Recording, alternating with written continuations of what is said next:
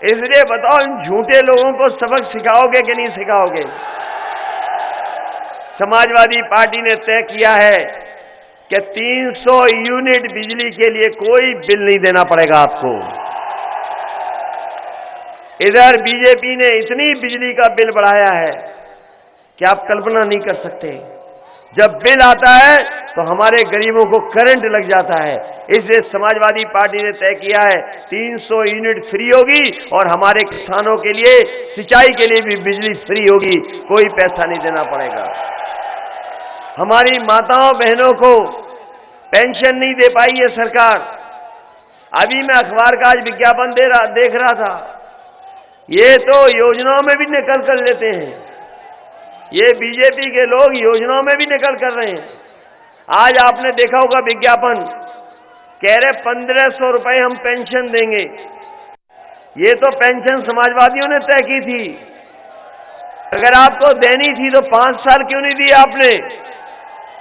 जैसे ही समाजवादियों ने तय किया कि 1500 पेंशन देंगे अपनी माताओं बहनों को और सबकी पेंशन 1500 करने का काम करेंगे, तब से इन्होंने भी कहा 1500 पेंशन देंगे। आखिरकार क्या करते रहे इतने दिन? और फिर कहते हैं कि बिजली का कहां से बिजली फ्री दे देंगे। हमारे बाबा मुख्यमंत्री पिछले कई महीनों से बिजली के कारखाने का नाम रट रहे थे, आज तक नहीं रट पाए। अब परमानेंट छुट्टी हो जाएगी उनकी और घर बैठ करके वहां पर बैठ करके गोरखपुर में खूब रटना नाम। और जब से 300 यूनिट बिजली का वादा किया है तब से बीजेपी के लोगों की बिजली गुल हो गई है और उनका ट्रांसफार्मर फूक गया है। मैं आपसे कहना चाहता हूं, ये जितनी भी बिजली आज मिल भी रही है, ये समाजवादियों की सरकार में बने हुए कारखाने वही बिजली दे रहे हैं। बाबा जी ने एक भी कारखाना बिजली का नहीं लगाया।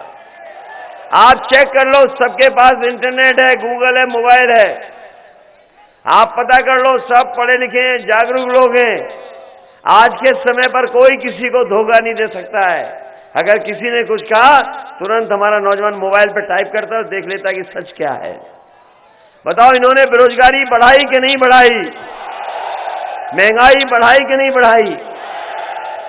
जब किसानों को बर्बाद कर दिया, सबको बर्बाद कर दिया, तो इन्हें उत्तर प्रदेश से हटाओगे कि नहीं हटाओगे? ये तभी हटेंगे जैसे हम वोट डाल करके आए हैं। साइकिल पर बटन दबा करके ही हटेंगे। बताओ, आप लोग हटाओगे या नहीं हटाओगे? इसलिए आप सबका विशेष धन्यवाद और आभार प्रकट करता हुआ, इस उम्मीद से कि जब आप लोग वोट डालेंगे तो अपनी परेशानियों और तकलीफों को देख करके, और जिस तरीके से बीजेपी के लोगों ने किसान से लेकर के हर वर्ग को धोखा दिया है, उन सब चीजों को याद रखेंगे। वो समय भी याद करेंगे कि जब बीमारी थी सरकार ने आपको अनाज छोड़ दिया था, कोई मदद कर रहा था तो आपकी एम्बुलेंस मदद कर रही थी। हमारी पुलिस जो 100 नंबर का 112 कर करके इसको भी बर्बाद कर दिया, और बड़े बड़े सपने दिखाए कि यहाँ पे कारखाने लगेंगे, यहाँ पे डिफेंस कॉरिडोर बनेगा, यहाँ पर मिसाइल बनेगी, यहाँ पर तोप बनेगी। बताओ, कहीं तोप बनी हो तो बता दो। प्रधानमंत्री जी गए वहां झांसी, बोले मिसाइल बनाएंगे। बाबा मुख्यमंत्री गए, बोले तोप बनाएंगे। बताओ, कहां तोप और कहां मिसाइल बन रही है? अभी बुंदेलखंड के लोग भी वोट डालने जा रहे हैं। इस बार इनको 0 कर देंगे बुंदेलखंड के लोग, देख लेना। इसलिए चौथे चरण के आते आते सरकार बनाने के लिए हम आपसे निवेदन करने आए हैं। हम बीटीसी वालों की भी मदद करेंगे, 69,000 वालों की मदद होगी। ये टेट वाले खड़े हैं नौजवान पिछले कितने वर्षों से, हम लोग इनका भी रास्ता निकाल करके इनको रोजगार नौकरी देने का काम करेंगे। अनुदेशक हैं, रोजगार सेवक हैं, इन सब की मदद करने का काम समाजवादी लोग करेंगे, क्योंकि संसाधन भी है और काम करने का तरीका भी जानते हैं। पहले भी मदद की थी, पहले भी अच्छे काम करके दिखाए थे। आज जनता को भरोसा है कि समाजवादी लोग आएंगे तो काम कर करके दिखाएंगे। इसलिए हम आपको भरोसा दिला के जा रहे हैं, अगर हमें आप लोग मौका देंगे तो उत्तर प्रदेश को आगे बढ़ाने के लिए और हर क्षेत्र में काम करने के लिए हम समाजवादी पार्टी के लोग काम करेंगे, जिससे आपके जीवन में भी खुशहाली आ जाए। मैं आप सबका धन्यवाद और आभार प्रकट करता हुआ एक बार फिर अंकित सिंह परिहार के पक्ष में आपसे अपील करने आया हूं।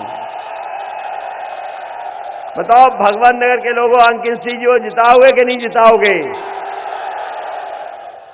और जो सदन में झूठ देखते थे, सुनते थे, वो भी नहीं नियंत्रण कर पाए, उनकी भी टिकट कट गई, सुनने में आ रहा है। जो सदन चलाते थे, वहां झूठ बोलना सीखते सुनते थे, उनका भी पत्ता साफ कर दिया। इसलिए बीजेपी का पत्ता साफ करोगे कि नहीं करोगे? अंकित सिंह परिहार के साथ साथ जो समाजवादी पार्टी का चुनाव लड़ रहा है, उन सब की मदद करना, जिससे आने वाले समय में आपकी सरकार बने और हमें मौका मिले उत्तर प्रदेश को खुशहाली के रास्ते पे ले जाने के, साथ ही साथ अपने किसानों की मदद के लिए, नौजवानों को नौकरी और रोजगार देने के लिए कम से कम महंगाई नियंत्रण में रहे, उस दिशा में उत्तर प्रदेश को हम लोग ले जाने का काम करेंगे।